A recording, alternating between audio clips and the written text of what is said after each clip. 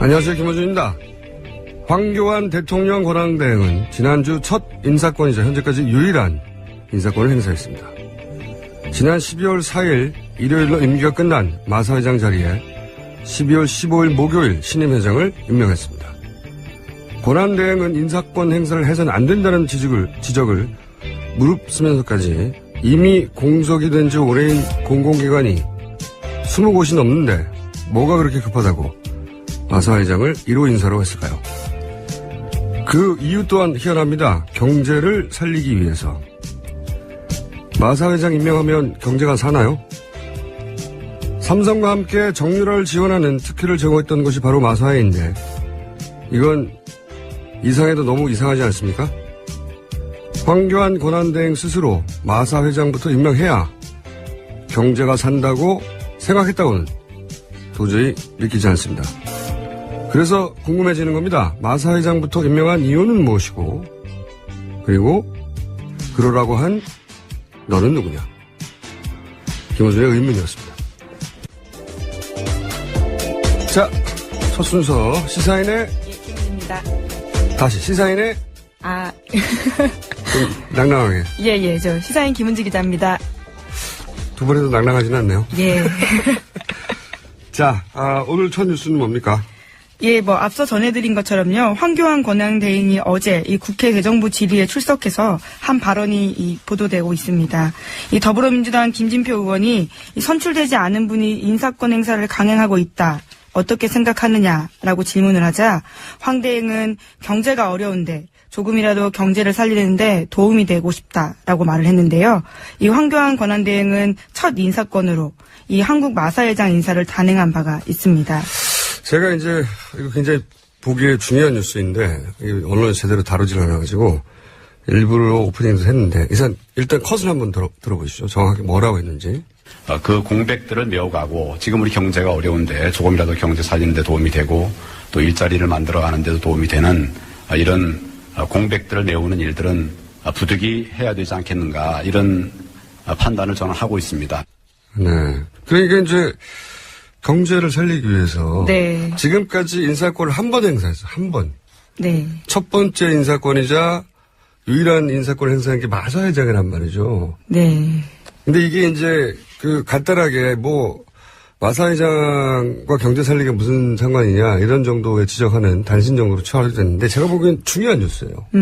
그래서 제가 첫 번째 주시 뉴스를 뽑았는데 왜냐. 이 승마협회가 정유라 도쿄올림픽 로드맵을 만들었잖아요. 예. 그리고 삼성은 거액을 거기다가 거의 300억을 부었어요. 그래도 마사회는 국가대표 승마 감독 했던 사람을 아예 정유라 개인 레슨 하라고 독일에 보냈어요. 그런데 이 전 마사회장 현명만 씨가 삼성그룹의 비서실장 출신이에요. 이거를 지적하는 언론이 그렇게 많지 않은데 이거 중요합니다. 왜? 처음부터 일부러 삼성 비서실장 출신을 마사회장에 꽂은 거다. 이렇게 봐야 되는 거예요. 그리고 마사회장이 마사회 승마협회의 연결고리 역할을 한 것이다. 이렇게 강하게 추정할 수밖에 없죠. 삼성그룹 비서실장이 마사회장에 갔죠. 예. 그런 다음에 이런 일이 벌어졌어요. 그렇죠? 근데 그 임기가 12월 4일 날 끝났단 말이죠. 네. 올해 며칠 전에 열흘 만에 실제로 바로 새로 신임을 거기다가 인사를 한 건 이게 우연일 리가 있습니까? 이 대목을 왜 지적을 안 하냐 이거죠. 그러니까 이 신임 이양호 회장은 또 박근혜 대통령이 실권자였던 시절에 영남대 그 유명한 박정희 대통령이 강탈했던 영남대. 예. 그 영남대 출신이에요. 이런 인연도 작용하지 않을까 추정을 하는데 왜냐하면 이분은 말과는 전혀 상관없는 일을 하신 분입니다. 전혀. 그러니까 평생 말과 아무 상관없는 일을 했던 사람을 하나도 급하지 않은 마사회장의 경제를 위해서라며 첫 번째로 인사를 했다. 저는 그 이유가 이게 특검과 관련이 있지 않을까 이런 생각을 하는 거죠. 왜냐하면 보자고요. 특검이 첫 타겟을 한 건 삼성이에요. 네, 맞습니다. 네. 근데 삼성이 정유라에게 직간접으로 300억을 지원했어요. 그죠? 이건 팩트죠. 여태까지 밝혀진 액수가 그 정도고. 최순실 씨와는 직접적으로 220억대 계약을 했어요. 그죠? 예, 예. 계획서가 나왔고. 그 다음에 특히 최순실 씨 개인 회사에, 명백한 개인 회사에 비덱 등등의 80억을 직접 입금했어요. 예, 그렇죠. 네. 이건 직접 넣었기 때문에 굉장히 구체적인 정황이에요. 그죠? 재단을 통해 했는 게 아니고 직접 넣었다고, 삼성이. 이렇게 삼성이 정유라 씨, 최순실 씨에게 직접 돈을 넣었고, 그리고 정권이, 삼성한테 혜택을 주고, 이 두 가지가 연결되면 대통령 뇌물죄가 끝나는 거예요. 그렇잖아요. 그런데 삼성이 돈을 넣은 건 다 말과 관련된 거거든요. 그러니까 빨리 회장을 선임해서 마사회 쪽을 관리를 할 필요가 있지 않았을까. 굉장히 시급한 거죠, 이게. 이런 추정이 가능하다. 매우 예리하다고 할 수 있죠. 예언가. 그러니까 그 다음 질문을 할 수밖에 없는 거예요. 이게 이거 경제 급한 것도 아닌데, 누가 이렇게 시급하게 마사 회장부터 임명해? 했을까? 질문해야 되는 거죠. 그리고 이런 추정을 이제 전제를 해보면, 황교안 권한대행은, 권한대행이 아니고, 그 인사를 지시한 사람이 실제 권한대행이다. 저는 그렇게 생각하고, 그 인사를 지시한 사람이 실제 특검도 대비하고 있다. 저는 이렇게 추정을 합니다. 자, 요 얘기는 오늘 연결된 뉴스가 몇 가지 있어요. 자, 다음 뉴스 전해주십시오. 예, 한겨레 단독 보도로 이 최순실 씨의 변호인 이경재 변호사에 관한 기사가 나와 있는데요. 이 최순실 씨가 검찰 조사 과정에서 이 변호사의 변호에 답답함을 느꼈다라면서 심지어 검사들한테 다른 변호사를 알아봐 달라 이렇게 부탁했던 것으로 전해졌다라고 보도하는데요. 그 이경재 변호사 같은 경우에는 김기춘 전 실장이 검찰총장일 때 이 대검 공안 3과장 직무대리를 했었고요. 또 우병우 전 민정수석과도 인연이 있는데 우 전 수석의 장인인 이상달 정강 중기회장과 이 인연이 있다라고 알려져 있습니다. 한겨레의 기사인데, 굉장히 중요한 기사예요. 제가 보기에는. 첫 번째 뉴스와 연결되는. 그래서 제가 이 주시 뉴스로 뽑았는데, 한겨레는 여기서 기사 끝나버렸어요. 이러면 안 되지, 한겨레. 의미를 짚어줘야지. 최순실 씨가 다른 변호사 알아봐달라고 했다. 예. 이경재 변호사는 김기춘 전 비서실장과 관계가 깊다. 여기서 기사가 끝나면 안 되는 겁니다. 이게 왜 중요하냐. 그동안 태블릿에 집착해 왔잖아요. 그렇죠. 박근혜, 최순실 이쪽 진영에서는 태블릿에서 굉장히 집중해 왔어요. 그래서 열흘 전부터 이게 이제 태블릿을 증거부동의 해서 재판 과정에 빼버리려고 하는 그런 전략이다. 그리고 이걸 외부에 맡기려고 할 것이다. 예언해 왔지 않습니까? 네네. 외부에 맡기려고 하잖아요. 외부에 맡기면 안 됩니다, 이거. 네. 맡기려는 이유가 있는 거예요. 근데 최순실 씨도 어제 다뤘지만 입국하기 전에 그거 자기 거 아니라고 해야 된다. 김진태 의원도. 예. 그리고 지금 사전 모의 의혹이 한참 나오고 있는 청문회 친박 3인방. 예. 결국 얘기하려고 했던 거는 이거 최순실 거 아니다라는 얘기거든요. 극우 사이트, 박사모도 모두 다 태블릿 PC에 집중해요. 그렇잖아요. 예. 지금까지 계속해서 증거 부동의에서 증거 채택되지 않게 하려는 전략인 건 확실한데 그건 맞는데 근데 이 기사를 통해서 확실해진 게 뭐냐면 이게 사실은 최순실 씨 그 혐의를 입증하기 위해서 제출된 증거가 아니에요. 법정에서는 정호성 비서관 문서 유출. 예. 그 혐의에 대한 증거로 제출된 거예요. 그리고 정호성 비서관이 이미 문서 혐의, 유출 혐의를 인정해버렸어요. 예, 다 자백했죠. 그러니까 이 태블릿 PC가 증거 채택되지 않아도 이 정호성 비서관의 혐의를 입증하는데 별 문제가 없어요. 그렇다고 최순실 씨 혐의의 결정적인 것도 아닙니다. 물론 이게 빠지면 소위 말해서 국정농단의 주체로서 최순실은 사라질 수도 있죠. 약해지거나. 근데 국정농단이라는 혐의는 없어요. 제목은. 그러니까 이게 왜 이렇게 결정적이냐. 근데 이 기사가 사실은 굉장히 단서를 주는 건데 최순실 씨의 변호사 이경재 변호사는 최순실 씨를 보는 게 아니라 지금 박근혜 대통령만 걱정하고 있다고 하거든요. 그래서 최순실 씨가 이경재 변호사 말고 다른 변호사 알아봐 달라고 하고 그리고 다른 변호사들이 최순실 씨 가족을 통해 선임되면 그분들이 관둬요. 그런 단신들이 나왔어요. 예, 예. 그렇죠? 저는 관두게 했을 수도 있다고 생각이 드는데 최순실의 변호의 방향을 정하고 있는데 그게 뭐냐면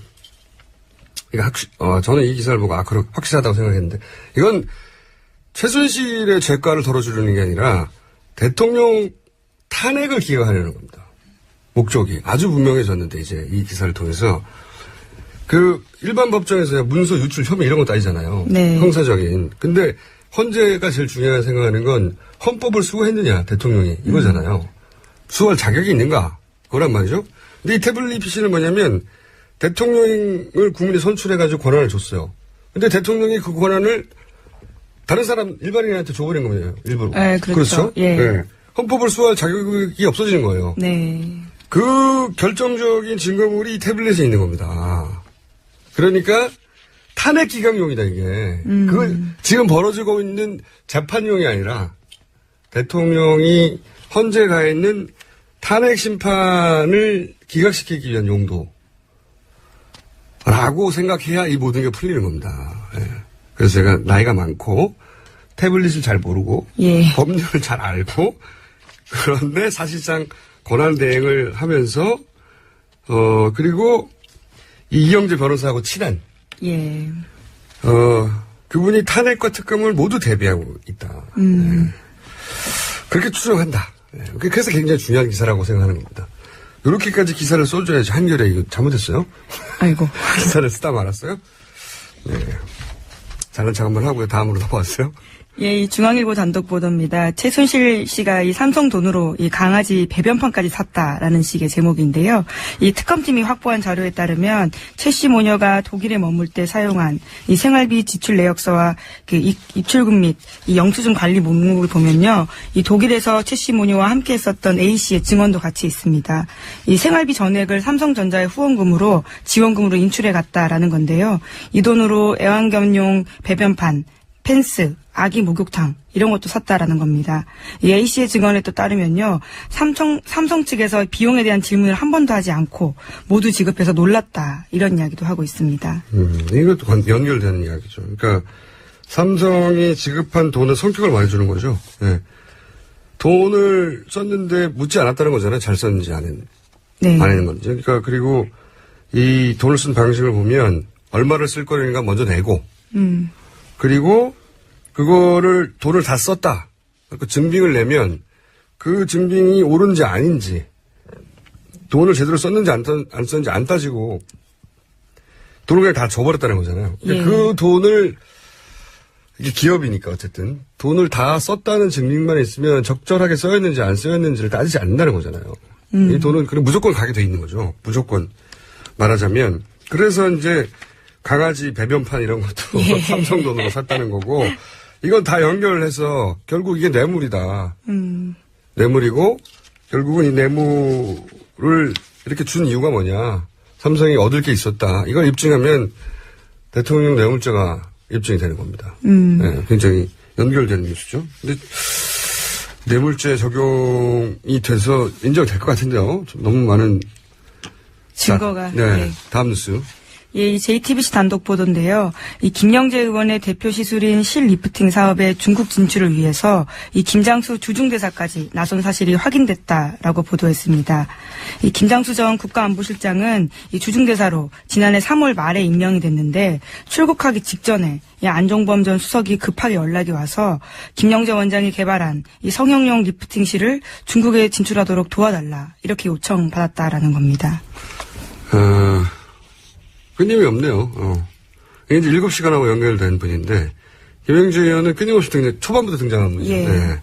컨설팅 업체를 통해서 해외 진출을 시켜주라고 했더니, 컨설팅 업체가 자격이 안 되다고 했더니, 컨설팅 업체 국정원하고 구세청에 가서 풍비 박살을 해버렸다는 뉴스가 한 2달 전에 나왔죠. 예. 예. 대통령 순방도 따라가고, 뭐, 서울대 외래교수 자격 엄대 되고, 서울대 쓰지도 않는 시를 구입해주고, 그런데 이제, 중국 대사, 주중 대사로 가는 양반한테 중국에 좀 진출시켜달라고 지금 경제수석 했다는 거 아닙니까? 예, 네. 예. 이게 보안 손님이고, 이분이 수요일 날마다 휴진인데, 대통령도 수요일마다 일정이 없고, 네, 2분을 파야 됩니다. 예. 7시간도 다 나올 거라고 봐요. 다음 뉴스는요? 예, 이 TV조선 단독 보도입니다. 이 특검이 최순실 씨의 개인 비서가 이대 교수들에게 쇼핑백 6개를 전달했다라는 진술을 확보했다라는 보도인데요.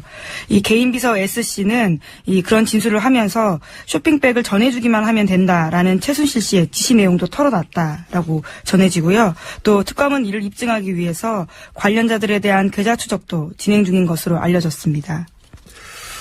굉장히 클래식하네요. 안에 뭐가 들어있는지는 뭐 정확하게 나오진 않았습니다. 이벤트가 중요한 거예요. 그냥 전달만 해주면 된다. 이 얘기는 뭐냐면 받는 사람도 그게 올 줄 알았고 그게 뭔 줄 알고 있으니까 잔말 말고 주고만 와라 이거거든요. 그러니까 이벤트가 중요하고 이 성완종 회장, 고 성완종 회장 비롯해서 쇼핑백으로 현금 배달한 케이스는 굉장히 많죠. 클래식한 방법입니다. 물론 뭐 참치캔, 스팸 세트 이런 걸 수도 있어요. 네. 근데 그런 거는 그냥 택배시키죠, 택배. 예, 뭐, 무게가 굉장히 좀 다를 것 같아요. 택배시키고, 예, 아니, 부피가 큰 거면 상품금 주면 됩니다. 예. 만약에 만약에 현금이었다. 이게 5만원권이라고 하면 쇼핑백에는 2, 3억은 금방 들어가요. 네. 5억도 어렵지 않다고 해요. 네, 5억 현금을 손으로 만져본 적이 없어서 넣어본 적은 없지만, 네, 그렇다고 합니다.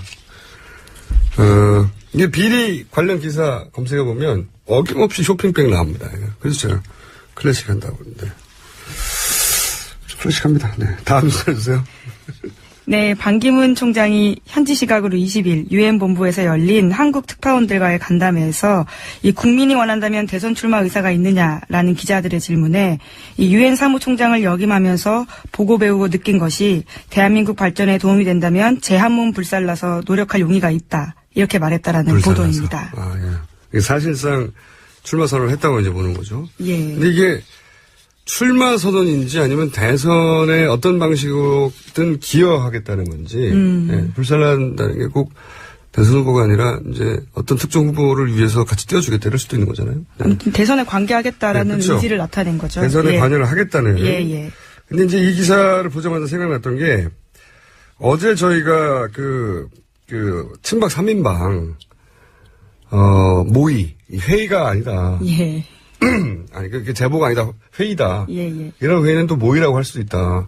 하고 다뤘을 때, 이 정동춘 K스포츠 재단 이사장이 관계자들한테 했던 말이 있어요. 네. 네네. 그 녹취를 저희가 잠깐 들어보겠습니다. 제3지대가 지금 반기문 총장을 옹립을 해서 또 새로운 어떤 한 당을 이렇게 만드는 거기에도 이제 이사장으로서 할 수 있는 노력을 최선을 다하고 있습니다. 예, 이게 좀 황당한 얘기거든요. 예, K스포츠 재단 이사장이 재단 관계자들한테 한 이야기인데. 제3지대가 왜 나옵니까, 여기서, 지금. 그리고 반기문 총장은 옹립을 왜 자기가 해요? 예. 이게 뜬금없는 발언인데, 저는 이게 제3지대가 바로 이게 청와대 기획이라는 방증 중에 하나다. 앞으로도 이런 이야기 할 기획이 있을 수 있을 것 같은데, 나중에 다시 얘기하겠지만, 먼저 돈 넣었습니다. 먼저 돈 넣었는데, 이게 최순실 씨가 만든 재단이고, 예. 최순실 씨가 제3지대나 이런 얘기를 했을 개연성이 이제 있는 거죠. 네. 그리고 반기문 총장을 과거엔 친박 쪽에서 영입하려고 했었잖아요. 예, 그렇죠. 네. 반기문 총장은 지금은 뭐 아닌 척하고 있지만, 그러니까 연결된 이야기죠. 그렇다는 얘기는 제3지대가 청와대발 기획일 수 있고, 네. 이런 기획을 잘 하시는 분이 있잖아요. 네. 관련 있는 이야기다. 이게 이제 친박 3인방의 사전 모의 혹은 회의 혹은 뭐 이런 얘기 하다가 나온 이야기예요. 예. 네. 나온 이야기인데 반기문 총장 얘기하니까 생각이 난 거고 이때 이제 박헌영 과장한테 태블릿 PC 관련해서 증언을 시키죠. 이게 고영태 씨 거 아니냐 이러면서 그때 이제 잭을 사왔기 때문에 이렇게 증언을 했죠. 근데 저는 박헌영 과장이 잭을 사왔을 수도 있어요. 그 사실 자체는 있었어 법한 일인데 그거를 태블릿 PC가 고용태의 것이다는 걸 몰아가는 데 쓴 거죠. 윗선에서. 네. 그러니까 박근영 씨가 위증을 했다기보다는 그 사실을 그런 프레임에 몰아가는 데 썼지 않았을까. 예, 뭐 실제로 박 과장은 태블릿 PC는 최순실 거였다라는 이야기를 청문회 때 하긴 했었습니다. 그러니까요. 예, 예. 그러니까 있었던 일을 이런 프레임에 갖다 써먹은 게 아니겠는가. 저는 그렇게 생각합니다. 박근영 씨 한번 인터뷰해볼까요? 저희가? 오실려나 모르겠는데. 자, 다음 뉴스는요? 예, 마지막으로 JTBC 단독 하나 더 알려드리면요. 이 JTBC가, 이 최순실 씨가 지난 10월에 자신의 측근을 스위스로 불러들인 사실을 확인했다라는 보도인데요. 이 스위스가 왜 중요하냐면 스위스 비밀계좌 의혹은 현지 교민들 사이에서도 오래전부터 퍼져 있었다는 이야기다라는 게 JTBC. 얼마나 오래전부터인지 아십니까? 제가 실제 말하면 수십 년 전부터 있었어요. 네. 몇 년 전부터. 그리고 저희 이 방송 초반에 스위스 계좌 얘기 잠깐 했었는데. 예. 예언했죠, 예언. 나올 것이다. 이제 나오고 있네요. 실존을 하는지는 저도 몰라요. 근데 네. 얘기는 교민들 사이에서 엄청 많았어요. 예. 엄청 많았고. 그랬는 최순실 씨 이름을 이렇게까지 뚜렷하게 알지 못했던 상황에서 교민들은 그런 얘기를 많이 했었습니다. 그리고 잘 기사를 찾아보시면 대통령 박근혜 대통령 취임 초반에 취임 직후에 많이 보도 안 됐는데 스위스를 가십니다. 네, 여기까지만 할까요 오늘은? 자, 지금까지 시사인의 김은지였습니다.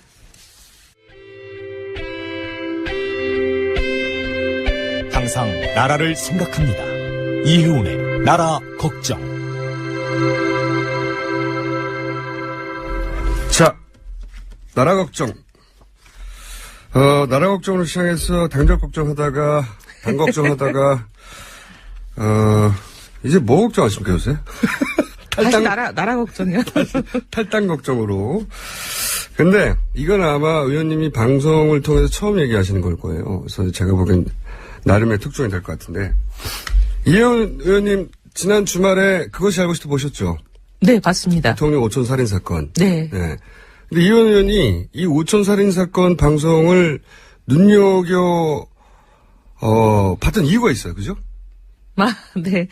제가 거기 나오시는 분을 잘 알기 때문에. 네.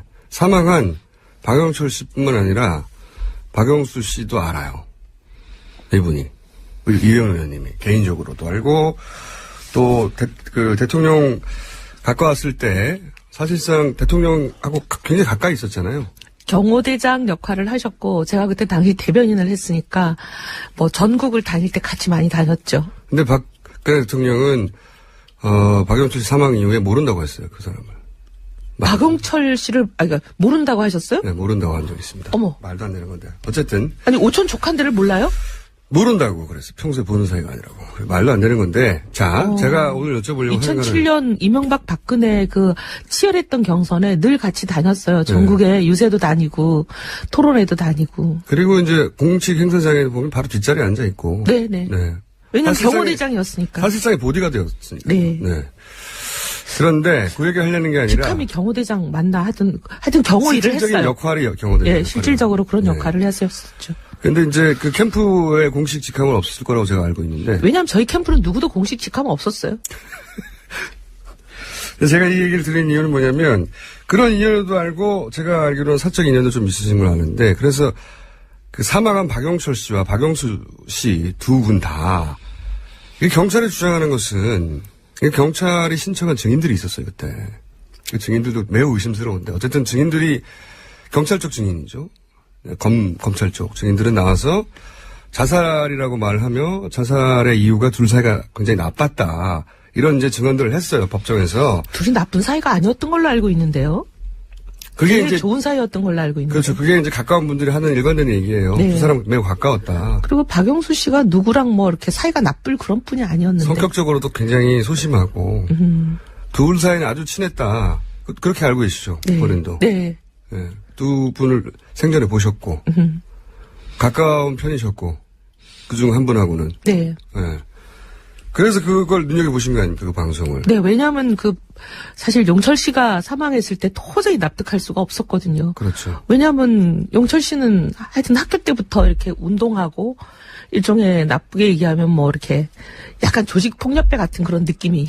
조지풍도 맞잖아요. 뭐. 네, 하여튼 뭐 그런 느낌이 있고 예. 뭐 체구 어릴 때는 그냥 느낌이었고 나중엔 실제로 됐죠. 체구 자체도 워낙 뭐 거구고 유도했고 거구고. 예. 그러니까 경호대장을 할 만큼 실질적인 경호대장을 할 만큼 그런 일의 전문가였죠. 보면 괴물이라고 부릅니다. 예. 근데 네. 어떻게 이렇게 왜소하고 약하고 키도 작고 거의 용철 씨 한 부피로 보면 한 3분의 1쯤밖에 안 보이는 그분이 그렇게 엄청난 게다가 사이도 좋았다. 예. 근데 그렇게 막 칼로 몇 번씩 거의 한 8번인가 찌르고 뭐 망치로 몇 번을 때리고 난 도저히 이해가 안 되고 게다가 그 차에서 들어서 혼자서 들 수가 없어요. 도저히 들 수 없죠. 들어서 왜냐면 끄는 적이 없거든요, 거기에. 사람을 그렇게 해서 차에서 끌어내렸다면 뭐 끄는 적이 있어야 되는데 그리고 끄는 그 적이 올라가서 산속 깊이에 가서 목을 매다셨다고 하는데 문제는 카운터기라 그러나요? 몇 명 들어가는지 같은 시간에 3명이 찍혀 있잖아요. 한 명이 올라간 게 아니라. 자. 네. 그래서 저는 이 얘기를 하게 될 줄은 모두들 예상 못 하셨겠지만 박용철 씨 생전에 아주 잘 아셨던 분이고 또 어떻게 하다 보니까 사적으로 그전부터 알고 계셨대요. 희한한 인연이죠. 네. 그래서 사망 때부터 의아해하셨죠. 너무 의아하고 하여튼 그 와이프가 참 이렇게 좋은 사람이에요. 참 그 가족들 유족이 너무너무 안 됐었죠. 알겠습니다. 네. 두 사람 사이가 좋았다는 증언 하나 추가합니다. 추가하는데 경찰은 재수사를 할 수 없다고. 아니 이렇게 해야죠. 합리적인 의혹이 나오고 의심 이런 게 생기면 정상적인 대응은 그런가 그럼 다시 한번 살펴보겠다. 이게 정상적일 것 같은데 얘기가 나오자마자 그냥 이런 지하에 살펴볼 이유가 없다 하니까 더 놀랐어요. 말도 안 되는 거죠. 네. 특검이 다뤄주길 바라는데 특검이 오늘 할 일이 많아서요. 만약에 안 되면 별도의 특검이라도 해야 되는 사안이라고 저는 봅니다. 왜냐하면 너무나 많은 의혹과 관련자들이 너무나 광범위한 데다가 이게 권력의 핵심에 있는 분들이 아닐까 하는 의혹이 있거든요. 다뤄야 된다고 보는데. 자, 여기까지 하고 친박 3인방 있지 않습니까? 친박 3인방이 누구죠? 친박 3인방이라고 최근에 이제 서청원, 최경환 이런 분들? 아니 그분들 말고 청문회에서 친박 3인방. 청문회 친박 3인방? 네. 이완영, 이만희, 뭐 최교일, 네. 이분이 이제 자기들은 제보를 받았을 뿐이지 이것은 뭐 사전 모의나 이런 게 절대 아니다. 물론 설사 그런 게 조금이라도 있었을 때 인정할 수는 없겠죠. 근데 어쨌든 회의했을 뿐이다 정도. 제보를 받았을 뿐이다. 근데 노승일 씨나 이런 분들의 증언은 전혀 다르잖아요. 네. 그러니까 이게 진실이 규명이 돼야죠.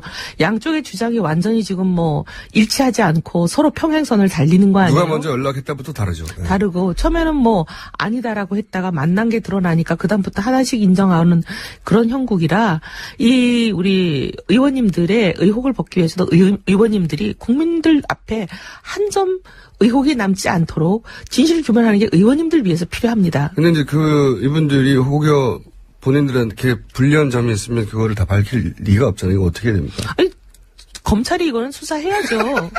검찰이 수사하지 않고 어떻게 이게 진실을 밝혀지겠습니까? 청문회는요, 진실을 밝힐 수가 없어요. 그럼 이 3방 검찰에다가 고소고발해야 되는 겁니까? 누군가 하지 않겠어요? 시민단체 많으시던데. 시민단체 많으시는데. 시민단체들 보니까 꼭 고발하시던데요. 아니, 왜냐하면 이게 굉장히 중요한 문제인데, 네. 뭐 노승일 씨나 관련된 증인들은 분명히 박 과장이라는 사람으로부터 네. 이렇게 증언하라. 어떻게 보면 증언에 대한 지시를 받았다고 지금 얘기를 하고 있는 거잖아요. 네. 그리고 고영태 씨라는 분도 어떻게 이렇게 정확하게 예고편을 할 수가 있겠어요. 그렇죠. 이거는 네. 예를 들어서 다시 고영태 것으로 몰아가라라고 했을 때 네. 여러 가지 방법이 있을 거 아닙니까? 그 중에서 근데 하필이면 충전기? 충전기를 들고 나올 것이라는 거는 이건 사전에 그런 회의 혹은 모의 혹은 뭐 이런 게 있다는 걸 알지 못하면 예상할 수 없는 거거든요. 그렇죠. 네. 이게 저 사람 거야. 왜냐? 수백만 가지 이유가 있을 수 있는데 충전기를 사오라고 해서 이 이유가 정확하게 등장했으니까 이건 뭐 사전에 그런 얘기가 있었다는 게 어쨌든 이거는 의원님들 입장에서도 이런 의혹을 계속 받으면 좋지 않으시죠. 정치적인 타격도 입으시고 그러니까 이거는 본인들이 먼저 우리를 검찰에서 조사해달라라고 하시는 게 국민들 앞에 굉장히 떳떳해 보일 것 같아요. 검찰 조사. 막 던지시네요. 네. 같은 당에 의원 세 분을 검찰 조사하라고. 아니, 본인들이 얘기하는 게 제일 떳떳하지 않겠어요? 빨리 의혹을 벗고 싶으실 거 아니에요? 이거 어떻습니까? 저는 이완영 의원이 네. 왜 간사로 됐을까에 대한, 왜냐면 이분은 관둔다고 했다가 또 뭐, 여러 가지 논란이 된 발언도 많았다가 다시 안 관둔다고 했다가 이런 지금 뭐 사전 모의, 의혹의 중심에 계신 분이잖아요. 이분이 불렀다는 거 아닙니까? 저쪽 주장에서는. 다른 의원들도 일치하는 부분은 내가 부른 게 아니라 이완영 의원이 불러서 그 의원실로 갔다. 그러니까 중심에 있는 분인데 간사기도 하고. 이분이 왜 관사로 선정된 거죠? 애초에. 여러 가지 설이 있지만 지금 뭐 방송에서 얘기하기는 좀 어렵고요. 방송에서 얘기해 주세요. 아니요, 그럼 뭐 얘기하기는 좀 그렇고. 왜 방송에 못 말할 정도인 거예요, 이게? 그분이 저를 또 뭐 아니라고 하면서 허위사실 유포로 걸면 우리나라 법은 말을 한 사람이 입증할 책임이 있는 거거든요. 맞아요. 네. 그러니까 말을 할 사람이 입증할 그 증거를 물증을 갖고 있지 않으면 잘못하면 제가 이상하게 되잖아요. 그거는 여러 가지 뭐 그 고통은 의원님이 당하실 테니까 네. 해주세요. 하여튼 뭐 여러 가지 이제 복잡한 얘기가 예를 처음부터 들어서 많았던 분이에요. 예. 그 이유가 예를 들어서 친박 중에서도 이렇게 강성이어서 그렇다. 뭐 이게 이제 일반적인 추정인데 그게 아닌 또 다른 이유가 있을 수 있나요? 아니 예를 들면 이제 상상을 해보면 네. 흠이 있거나 이럴 때 검찰에 뭔가 기소를 앞두고 있다거나 네, 이런 경우에 이제 많이들 다양하게 일반적으로 쓰는 방법이 검찰 기소를 무마해 줄 테니까 시키는 일을 시킨다든지 이런 경우들이 다반사죠 정치권에서는. 아하. 그 의원님의 주장은 이완영 의원이 혹시 어떤 제가 주장하지 않고 일반론을 얘기했습니다. 일반론으로 하죠. 일반적으로는 약점이 있을 경우에 그 약점을 봐줄 테니 나가서 역할을 다 하라.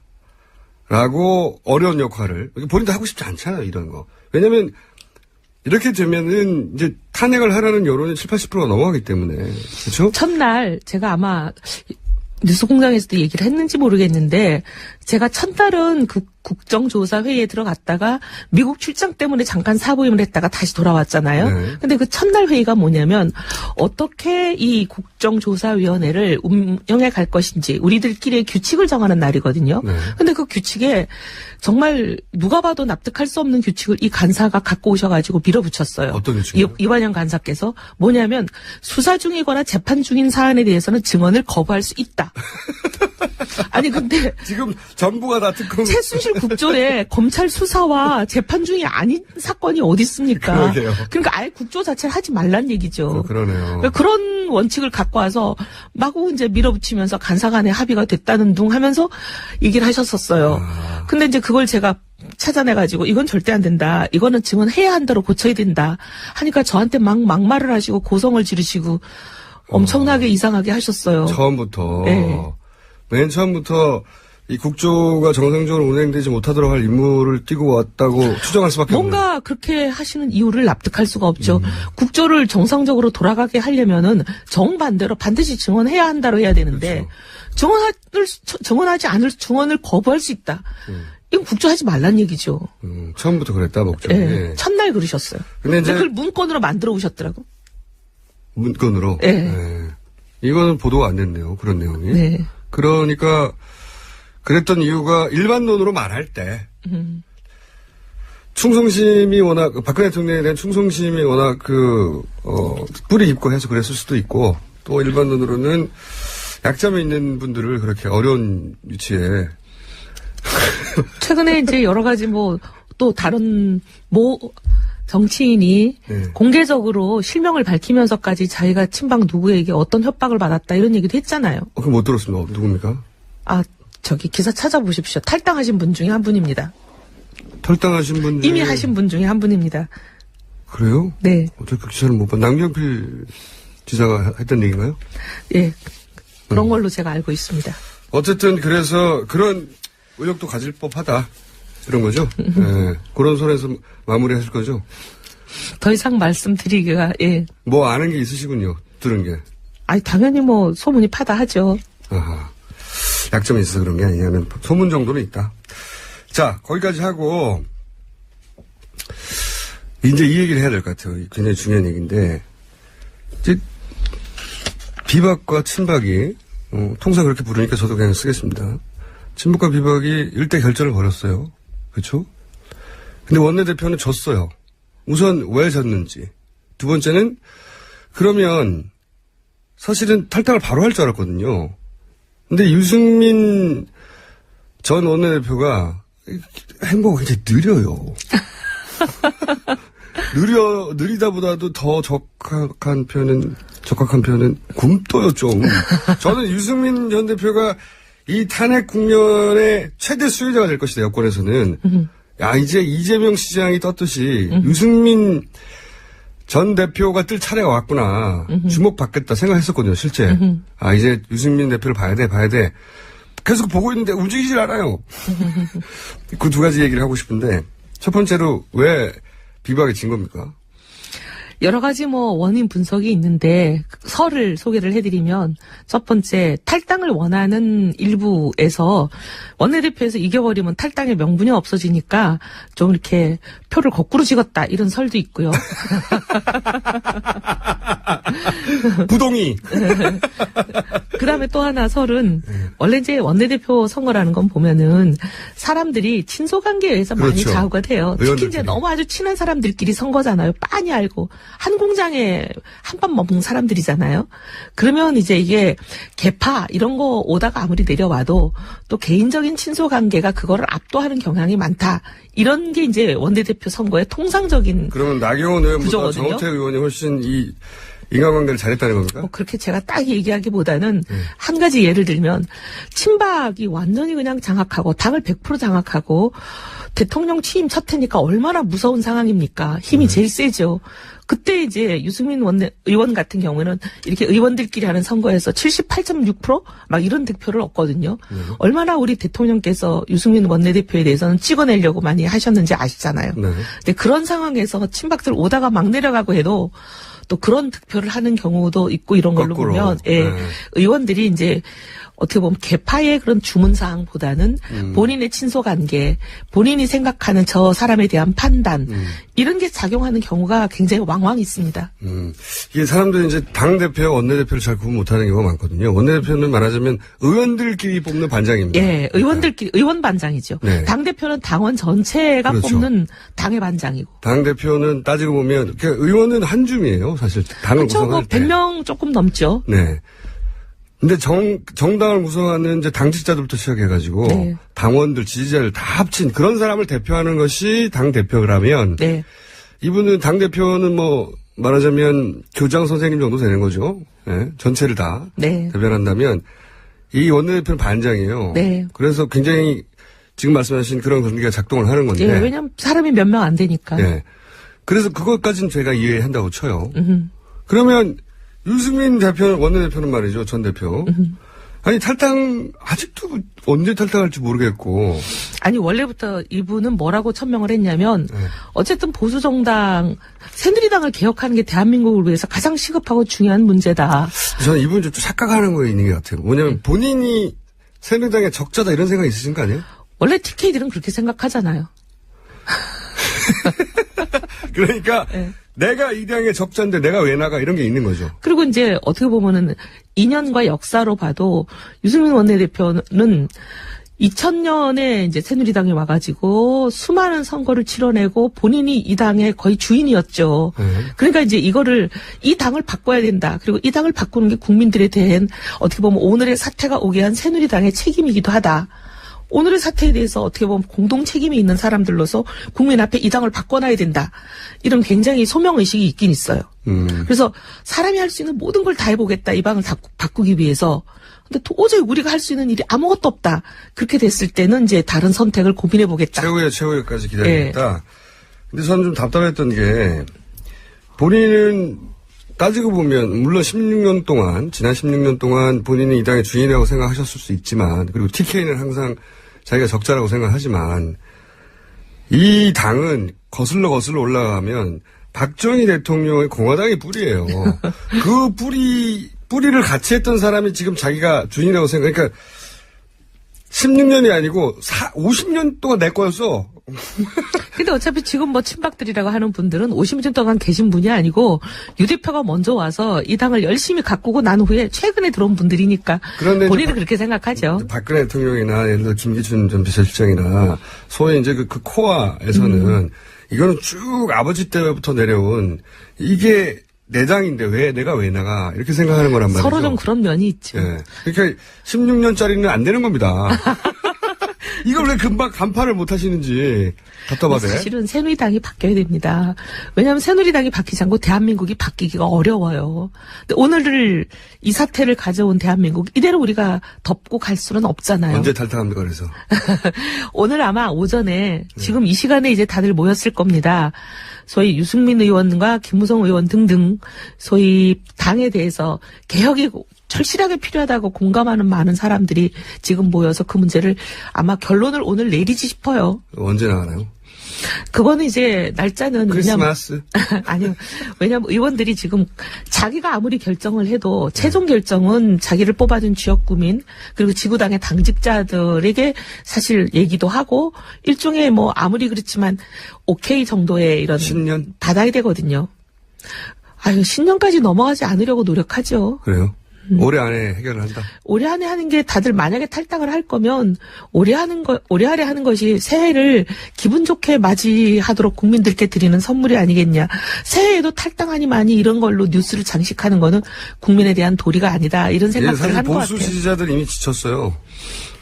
그렇지 않습니까? 너무 오랫동안 여기 벌써 이 정국이 거의 석 달 가까이 돼가는데 이 얘기가 거의 석 달 내내 있어 왔는데 아직도 결론이 안 나니까. 유승민 저는 밖에서는 석 달 하셨지만 사실 저희들은 어제부터 고민했는데. 탈당 얘기는 오래전부터 있었잖아요. 근데 이제 김무성 대표님이 늘 말씀하셨고. 네.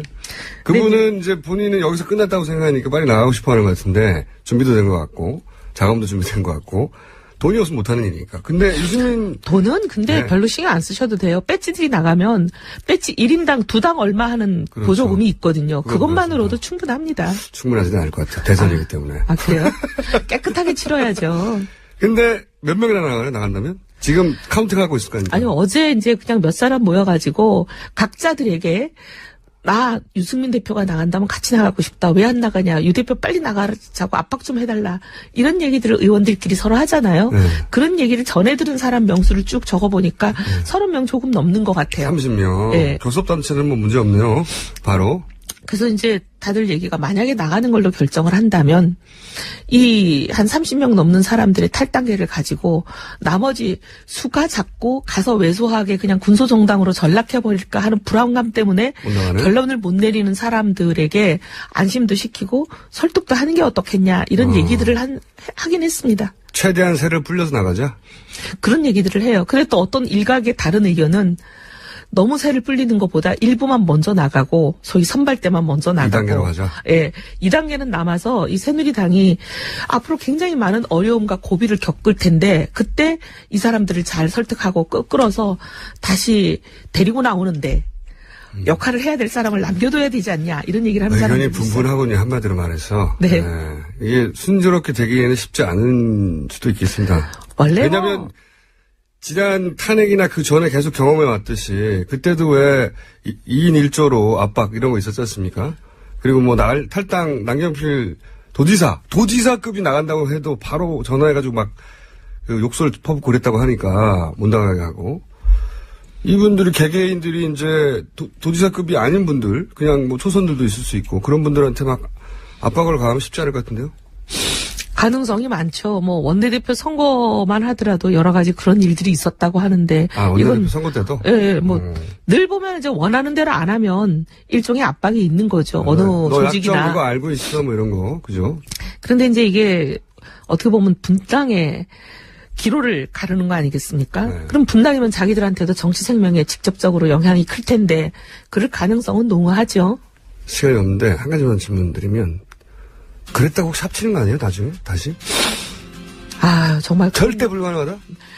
세상 일에 뭐 100%라는 건 없지만 지금은 전혀 제로 생각을 그 가능성에 대해서는 제로로 생각하고 있습니다. 여기까지 하겠습니다. 네. 다음 주에 다시 뵙겠습니다. 이혜원 의원이었습니다. 감사합니다. 감사합니다. 네, 제가 악마의 변호사라고 했는데 이제 지난주부터 바꿨습니다. 종편 4대 천왕이라고? 종편 최다. 악마로 합시다, 차라리. 악마로. 예.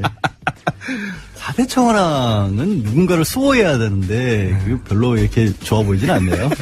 정편에 가장, 많이 출연한, 중복 출연하는 분, 4분을 뽑았더니, 서열 3인가 정도. 아니에요. 저 10위 안에도 못 들어왔어요. 출연 횟수로 따지면. 그래요? 저는 여러 군데 나가서 많이 나가는 거지, 출연 횟수로는 10위 안에도 못 들어와요. 그렇죠. 예. 많이, 모든 종편을 커버하는 4대 천왕 중에. 발을 여러 군데 걸쳐놨다 정도? 예. 4대 천왕 나오셨습니다. 근데, 다른 얘기하기 전에, 저희가 이제 12월 27일 화요일 날, 네. 7시에. 새벽에 나오라고요. 네, 공개 방송을 하는데, 이 공개 방송이 이제, 제가 이 얘기를 왜 드리냐면, 원래 수요일 날 게스트인데, 양지열 변호사님도 그때 나오십니다. 그래서 잠깐. 근데 뭘 하겠다는 건지, 뭐 아니면 누구를 몇 명이나 모시겠다는 건지, 뭐 이런 것도 안 가르쳐줘요, 어떻게? 제작진에서. 그런, 꼼꼼한 기획 같은 거는 제 스타일이 아닙니다. 그냥 스타일이 아니고, 저는 특집, 일단 뭐 감사, 눌러놓고. 송년 이런 거 아니고, 저 그런 거 싫어요. 네. 그게 호들갑다는 거는. 이 행사의 제목은 7시다. 7시다. 올 테면 와라. 제목은 7시다 올 테면 와라 행사고요. 예. 이제 사실 오전 7시 공개 방송을 한다는 계획 자체가 무모하잖아요. 그러게요. 예. 7시까지. 그럼 저는 7시보다 훨씬 전에 와야 한다는 얘기겠죠? 그렇죠. 예. 무모한데, 뭐 어때 재밌잖아요. 뭐 알겠습니다. 소환당하는 걸로 알고, 예. 오겠습니다. 게스트는, 양지열 변호사 나오시고, 다른 분들은 저희가 뭐 잘 알아서 하겠습니다. 게스트 안 알려줘. 누가 나오시는지도? 네. 궁금하면 와서 보시면 되고. 몇 분이나 뭐 초대장 이런 거 있어야 하는 거 아니에요? 그런 것도. 그러니까 없고? 사실은 이게 7시다 보니까 한 분만 오실 수도 있고요. 야. 그리고 너무 많이 와서 공개홀에 다 못 들어가고 네. 로비에서 TV를 볼 수도 있어요. 공개월에 몇 분이나 들어가시는데요? 안 세봐서 몰라요. 초청하는 쪽에서 너무 무관심한 거 아닌가요? 일단 근데 이제 지방에서 오시는 분은 멀리서 오셨는데 혹시 못 들어오실까봐 쿼터를 저희가 지방 무대? 지방 선착순 50명. 50명. 지방의 기준은 1시간으로 주소는 상관없고요. 행정구역상 주소는 상관없고 차로 1시간 이내는 지방을 안 치고 있습니다. 새벽 시간에는 1시간 넘어서 걸리는 곳이 거의 없는데 수도권에는 그러면? 그러니까 수도권은 주소가 어딘지 지방이 아닌 거죠. 주민등록증 참 가지고 와야 되는 거예요, 그러면? 그분들은 아니요. 이제 출발할 때 예. 미터기를 찍고 자, 예. 이 지방에 계신 분들만 저희가 신청을 따로 받습니다. 샵 0951에 50원 저요 하고 문자를 보내시면 저요 문자도? 네, 그냥 저요 길게 말고 저요 하면 저희 이제 제작진이 연락을 드릴 겁니다. 뭐 가고 싶어요 이런 것도 아니고 그냥 저요? 긴 거 귀찮아요. 그냥 저요. 그러면은 알겠습니다. 저도 저요 이런 거 보내시면은 그리고 이제 저희가 만약에 공개월에 다 못 들어가면 그 로비겠군요. 바로 앞에. 로비는 굉장히 넓어요. 예, 사실. 예, 거기 사실 1000명도 들어갈 수 있어요. 1000명까지는 좀. 아니, 그거 안 되면. 심하지 않나? 그 앞건물 로비도 있어요. 그리고 이제 끝나면, 저희가 이제 장소를 마련해가지고. 9시까지 끝나고 나서. 끝나고 나서 이제 뒤풀이가 있다. 뒤풀이 있다는 얘기는 PD가 안 해주던데. 뒤풀이라고 해봐야 그냥 사진 찍는 거예요. 사진 찍고. 그 중에 이제 먼저 오신 분들은 선물도 좀 나눠준다고 하는데, 네, 선물 뭐, 대단한 게 있을 것 같지는 않고요. 이 상암동으로 오시면 되는 거죠? TBS. 네. 올 테면 와라, 이거. 올 테면 와라가 손님한테 올 테면 와라가. 7시 딱 올 테면 와라. 저요? 네, 저요 하시면 되고. 지방만 받는다. 네, 알겠습니다.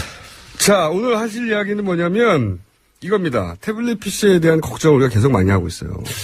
좀 이상해요. 다른 게 아니고, 최순실, 저는 이제, 변호사니까, 최순실의 변호인이 자꾸 태블릿 PC가 최순실 게 아니다라고 하시면서, 그날 처음 이제 월요일에 준비기일이 있었죠. 네. 최순실이 나와서 여러 가지 화제가 됐는데, 다른 건 신경이 안 쓰이는데, 오로지 태블릿. 저분이 네. 저렇게까지 태블릿에 집중을 하실까. 이해가 안 가는 게, 최순실한테 태블릿을 안 보여줬다고 본인이 중고시장에서 그 동종 기종의 컴퓨터를 구해서 들고 나오셨다. 뭐 이런 얘기까지 하시는 거예요. 굉장히 태블릿에 집착하죠. 근데 사실은 태블릿의 집착은 굉장히 오래됐어요. 아니, 뭐 일관되게 청문회에서. 처음부터 그랬죠. 네. 청문회에서 위증 얘기까지도 나오고 있긴 거기도 한데. 나오고. 근데 변호인이 그러는 거는 저는 정말 이해가 안 가요. 그건 저희가 아침 방송을 안 들으셨구나. 아침에. 네.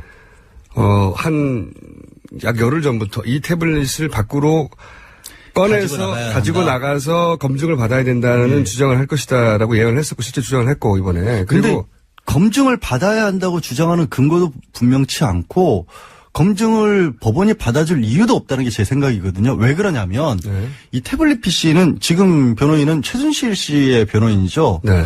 근데 태블릿 PC는 최순실에 대한 증거가 아니에요. 정호성 비서관에 대한 증거. 정호성 비서관에 그러니까 관한 증거일 뿐이에요. 자기 의뢰인 증거도 아닌 걸 물고 늘어지는 겁니다. 지금. 그러니까 이해가 안 가는 거예요. 그렇게 말이 안 되는 거죠. 그러니까 국정농단이라는 사건의 가장 시작이었고 네. 아직까지도 이른바 스모킹 건이라 가장 결정적인 증거다라고 얘기는 하고 있지만 막상 최순실에 대해서는 왜 그럼 증거가 안 되냐면 최순실이 11가지 혐의를 받고 있는데 그중에 8가지는 안종범 등과 공모를 해서 그렇죠. 네. 주로 기업으로부터 강제적으로 모금을 하거나 아니면 광고사로부터 뭔가 돈을 뺏어갔다거나 아니면 광고사를 강탈을 했다 이런 것들에 관한 혐의란 말이에요.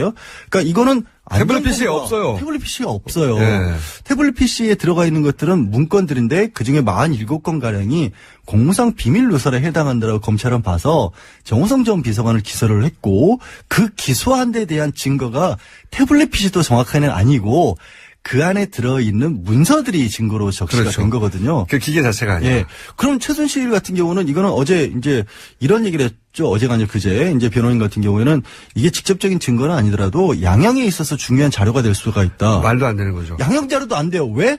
그 최순실에 대한 재판을 하는 데 있어서는 최순실의 것으로 적시가 된 증거 중에서 법원이 따져야 되는데 아예 그 안에 포함되지 않은 걸 무슨 양형 증거로 삼아요. 그러니까 최순실의 죄를 묻는데 태블릿은 없다 이거예요. 그러니까 사람들이 모르는데 네. 없어요. 그 부분이 좀 혼돈이 가실 거예요. 근데 이거는 결정적으로 어디에는 중요하냐면 왜 국가 기밀에 해당하는 부분을 그럼 대통령이 지시를 해서 비서관한테 그걸 최순실에게 보여주도록 했느냐. 이거야말로 대의민주주의에 어긋나는 거고 국민주권주의에 어긋나는 게 아니냐라고. 탄핵에 중요한 대통령이 헌법 위반에 중요한 그렇죠. 판단 기준인 거거든요. 그러니까 최순실 씨의 변호사 이경재 변호사는 이거를 최순실 변호를 위해서 이 태블릿 PC를 부동의시키려고 하는 게 아니고 대통령 탄핵 심판에서 헌재가 이것을 헌법 위반의 사유로 볼까봐 그러면 부동의하려는 거죠. 그럼 수임료를 저기 대통령한테 받아야지 왜 최순실한테 돈 받고 왜 거기 가서 그런 일을 하냐는 거예요. 그래서 제가 오늘 아침에 정확하게 분석했는데 이제 변호사니까 약간 눈치 채셨군요. 그게 맞는 거죠. 그렇죠. 저는 그 재판을 보고 그 재판에 그 주장하는 걸 보고 그리고 어제 한겨레가 이경재 변호사를 저는 이제 여기까지는 그 애매모호했던 게 뭐냐면 최순실도 그걸 원하나? 대통령이 탄핵에서 기각되도록 태블릿에 집착했냐 했더니 그게 아니라 이경재 변호사의 변호가 최순실 씨는 마음에 안 들어요 지금. 그런 보도도 저는 심지어 봤어요. 왜? 네. 저도 처음에는 그렇게 생각을 했죠. 저도 처음에 그렇게 생각했어요. 최순실 입장에서는 가장 유리한 거는 그래도 어쨌든 대통령이 만약에 탄핵이 안 되면 영향력을 행사할 수 있을 것이고 극단적으로 말해서 최순실이 유죄 판결 받아도 대통령이 사면해 줄 수도 있는 거 아니에요? 나중에 단적으로 막판에. 아예 네. 그런 가능성 때문에 혹시 저도. 대통령을 전폭적으로 미는 쪽으로 했나? 저도 근데 그렇게 생각했는데. 한겨레 보도에 따르면 최순실이 싫어하고 있다라는 거예요. 한겨레 보도는 거기서 끝나버렸는데 그러니까 그림은 사실은 이경재 변호사가 최순실의 변호를 하고 있는 게 아니라 대통령 탄핵에 대비한 변호를 하고 있는 거예요. 그러니까 그 부분이 참 저로서는 이해가 안 가는 부분. 저는 이해가 갑니다. 이해가 가세요? 아니, 여기서 최순실은 중요하지 않은 변호사 거죠. 직업 윤리상 왜 자기 의뢰인을 제껴두고 다른 사람을 변호를 해요? 김기춘 비서실장과 밀접한 관계가 있다지 않습니까? 그 법조계에서 오래 있는 사람치고 어느 정도 연이 안 닿은 사람은 없다고 하죠. 공안에 있는 분이었고 뭐 공안통 출신이고 검찰에도 20년 가까이 몸을 그렇죠. 담았고. 검찰에서 공안 라인은 뿌리에 해당되는 분이 사실 김기춘 비서실장이거든요. 뿌리죠. 뿌리. 하여튼 뭐 그런 생존한 분들 중에는 뿌리죠. 그럼 과연 태블릿 PC를 그럼 다시 돌아가서 네. 다툴 수는 애초에 있는 것이냐 또 네. 그렇다 치더라도 이런 문제를 처치하고 나서라도 이게 어떤 주장을 하는 걸로 판사가 보면 저는 근데 받아들일 수도 있다고 봅니다. 판사가요? 네. 그러니까 왜 주장하는지 이유서를 다음까지 굉장히 자세하게 써서 내라 그랬는데 그 이유서를 한번 봐야 할 것 같고 네. 그 이유서가 정말로 뭐를 가지고 그 나올지 판사에게 압력이 안 들어갈까요? 저는 압력이 안 들어갈 거 할 수가 있는 상황이 아니에요. 아니 헌재에도 압력을 행사한 그 흔적들이 다이어리에 있는데. 그건 정확히는 업무일지에. 압력이라기보다는 네. 김영환 수석의 일기에는 미리 알았던 게 아니냐라는 의혹을 미리 어떻게 나는- 압니까? 그게 압력에 의한 것이었다 주장하고 싶으신 거죠. 저는 압력은 아니라고 믿고 싶어요. 그래도. 믿고 싶은 거고요. 네. 그냥 궁금해서 물었어 이러면 알려줄게 그러나요? 그럴 수는 없겠지만. 자, 그러니까 네. 영향력이라고 하죠. 그냥 예, 영향력. 영향력이라고 하고. 근데 헌재 재판관에 대해서도 영향력을 행사할 수 있다는 그런 의혹이 있다면 아니 일개 1심 재판인데. 근데 판단 기준은 명확해야 하는 거고요. 다른 것보다 사건과 관련이 돼 있지 않으면 이걸 어떻게 할 수가 없는 거거든요. 자기 저는 사건이 아닌데. 제 유일한 걱정은 사실은 검찰에서 이미 포렌식 검사관이 이제 사실상 이것은 최순실 것이 맞다고 예. 확증을 해버렸단 말이죠. 여러 가지 이유로. 그 부분을 말씀을 드릴게요. 네. 이게 하나는 그러면 태블릿 PC인지 문서를 떠나서 지금 주장하고 싶어하는 것은 이런 거죠. 이게 불법적으로 얻어진 증거라서. 그렇죠. 첫 번째는 증거 훔쳐갔다. 자체로 쓸 수가 없는 거 아니냐. 네, 불법 취득했다. 예. 그런데 여기서 증거는 아까 말씀드렸다시피 태블릿 PC 자체가 아니고 그 안에 든 문서들이거든요. 네. 근데 검찰의 이른바 포렌식 기법이라는 게 다른 게 아니고 태블릿 PC를 열 때부터 하나하나 다 촬영을 하는 겁니다. 열어서 네. 찾는 과정, 그 안에 문서가 어디 들어있었다. 네. 이 경우에는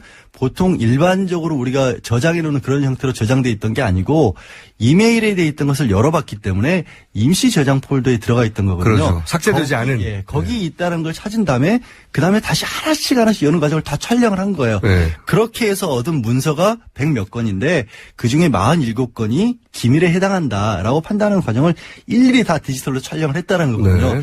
그 얘기는 증거가 오염될 가능성이 없다라는 거고 이렇게 여는 과정은 다 합법적이잖아요. 그렇기 때문에 이거 자체를 따질 가능성은 없어요. 그러면 그 앞으로 돌아가서 그래도 이건 태블릿 그것이 그 물건이 들어있던 그릇인 태블릿 자체가 훔쳐온 것이라는 주장을 할 수가 있는데 불법 취득한 작물이라 이거죠. 근데 이거는 불법 취득을 누가 했냐라고 보면 이제 JTBC에서 한 거잖아요. 그렇게 몰아가려고 하는 거죠. 예, 지금. 근데 네. 우리 원래 왜 불법 취득한 증거를 못 쓰냐면 되게 고문 같은 거 옛날에 네.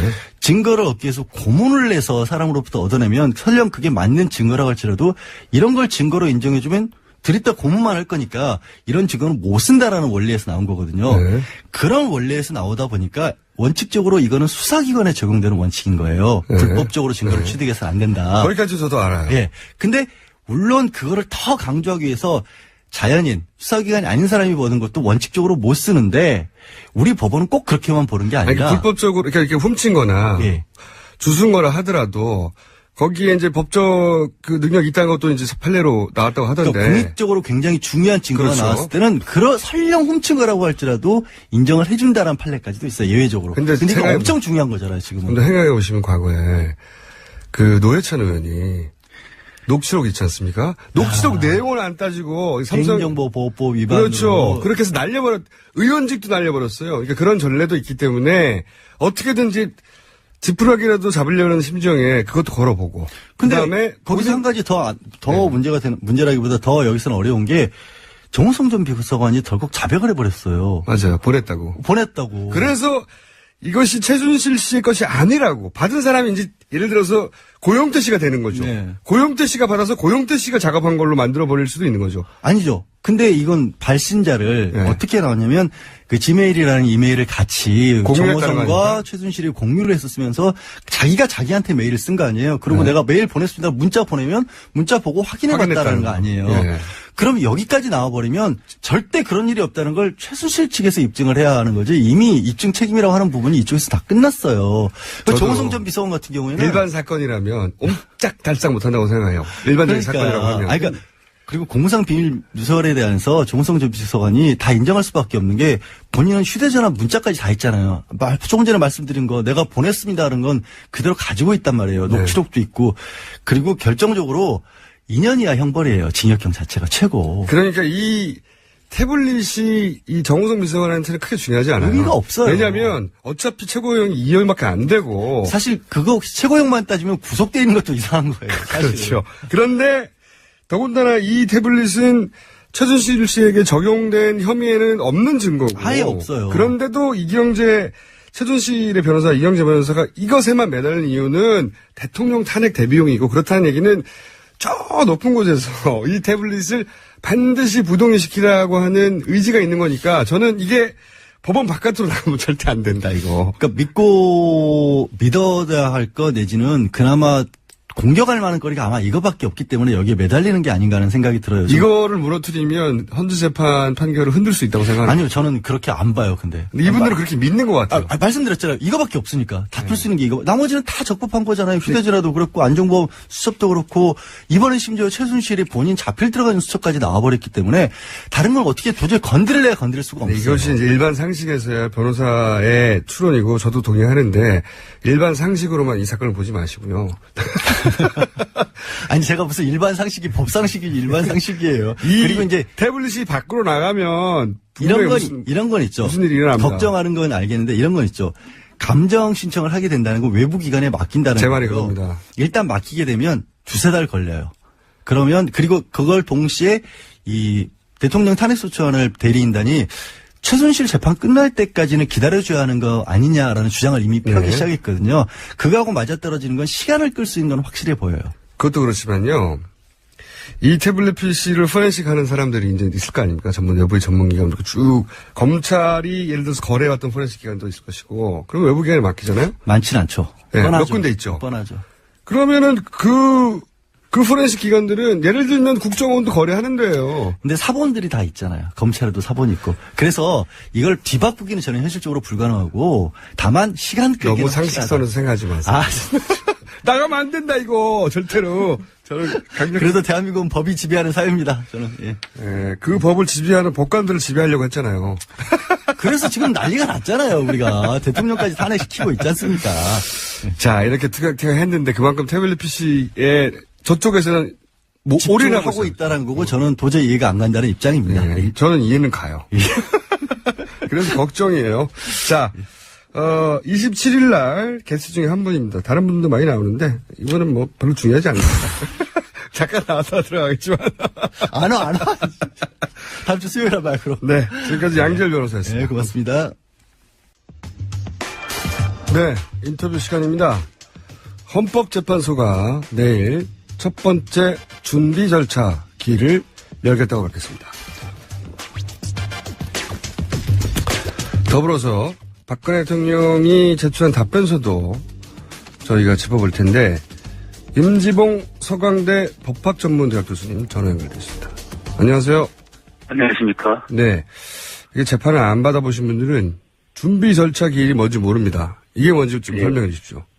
예, 양쪽 당사자의 주장 내용이나 증거 관계가 매우 복잡할 경우에 본 변론이 열리기 전에 재판부가 이 준비 절차를 통해서 양측의 주장과 증거를 정리하고 본 변론에서의 심리 계획을 수립하는 그러한 절차라고 보시면 되겠습니다. 양쪽에서 이제 나는 증인을 이 사람으로 데려나가겠다, 뭐 증거는 이걸 제출하겠다 쭉 내놓지 않습니까? 그렇습니다. 그래서 서로 보면서 나는 이거 인정 못해, 이거 빼달라, 뭐 이런 얘기도 하고. 그렇습니다. 본격적인 공판이 시작되기 전에 이제 준비를 하는 기일인 거죠. 네. 예. 그 첫날이 22일이라는 겁니다. 그 첫날이 22일이라고 하면. 예. 근데 이제 워낙 지금 많은 사안들이 걸려있기 때문에 이 준비 기일이 한 번으로 안 끝나지 않겠습니까? 그럴 수도 있죠. 그렇죠. 네. 예.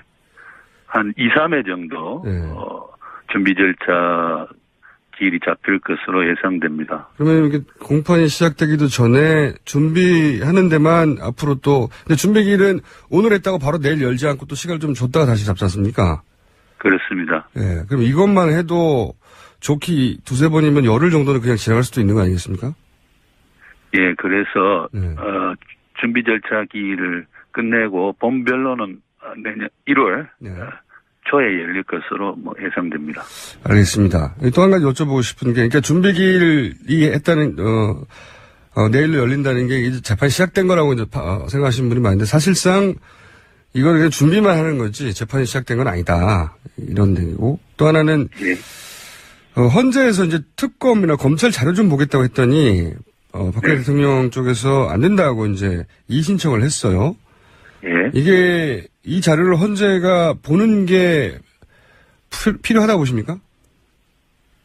보는 게 필요하죠. 여러 가지 그 형법상의 직권남용죄라든지 공무상 비밀누설죄, 강요죄 등의 위반과 관련해서는 검찰의 수사자료 또 특검의 수사자료 등 이 중요한 참조 자료가 되겠죠.